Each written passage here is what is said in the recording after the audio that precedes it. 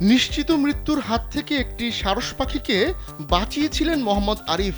তারপর সেই পাখিটিকে সেবা শুশ্রূষা দিয়ে সারিয়ে তোলেন তিনি। এখন পুরোপুরি সুস্থ হয়ে গেলেও আরিফকে আর ছেড়ে যেতে চাইছে না সারস পাখিটি। উল্টো পাখিটি আরিফের পোষ মেনে গেছে। আরিফ যেখানে যায় তার সঙ্গেই থাকে সারস পাখিটি।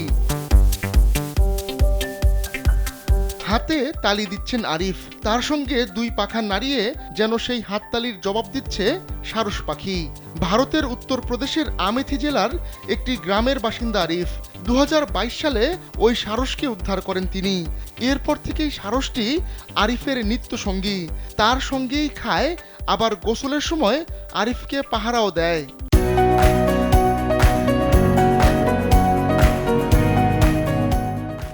আরিফ নিজের বাইকে করে কোথাও গেলে সারস পাখিটিও তার সঙ্গে উড়ে উড়ে যায়।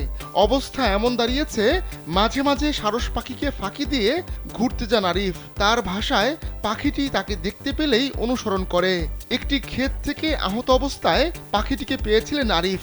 তখন পাখিটির পা ভেঙে গিয়েছিল, তাই সেটি উড়তে পারছিল না। অনেকটা মায়ায় পড়ে গিয়েই পাখিটিকে বাড়ি নিয়ে এসেছিলেন আরিফ। বাড়িতে রেখেই পাখিটির পায়ের চিকিৎসা করান তিনি।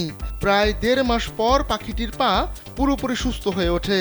তখন থেকে পাখিটির দৌড়াদৌড়িতে আর কোনো সমস্যা নেই। অথচ আহত অবস্থায় সারসটিকে যখন পেয়েছিলেন আরিফ, তখন সেটির অবস্থা খুবই খারাপ ছিল। কোনোভাবে তিনি পাখিটিকে বাসায় নিয়ে আসেন। আহত সারস পাখিটিকে দেখে এগিয়ে গেলেও ভেতরে ভেতরে ভয় পাচ্ছিলেন আরিফ, কারণ পাখিটির অবস্থা তখন খুব খারাপ ছিল।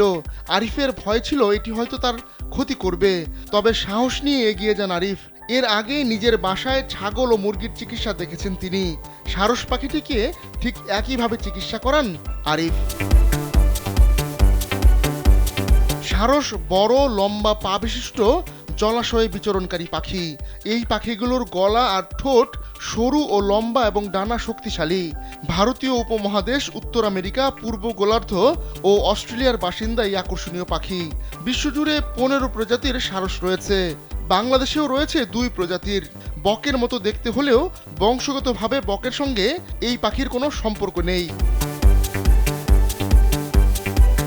আহমদুল্লাহ শিকদার, কালবেলা।